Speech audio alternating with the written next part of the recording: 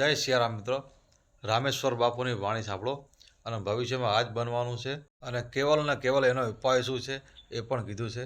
બહુ ભજનાનંદી સાધુ ભણેલા ગણેલા રિસર્ચ જેને કર્યા એને એમ કહ્યું છે, ભવિષ્યવાણી મને કહી છે અને એના પ્રવચનમાં બોલે કે 2045 ઘરે ઘરે એક એક ગાંડો હશે. મને આ હકીકત છે. મોબાઈલ માણસને ગાંડા કરી નાખશે. માણસ આજ મોબાઈલ લઈ લઈને દિવાલમાં ભટકાય. બોલો, કૂતરું એની મસ્તીમાં હૂતું હોય, એને તો ખબર ના હોય કે આ ફલાણો ભાઈ મોબાઈલ લેતો લેતો આમ આમ કરતો આવીને મારી ઉપર ખાબકશે.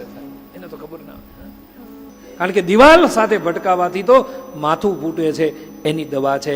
પણ મોબાઈલમાં એવી વસ્તુઓ છે કે જેનાથી મન બગડે છે, એના માટે કોઈ ઉપાય નથી, કેવલ અને કેવલ કથા સિવાય કાંઈ નથી.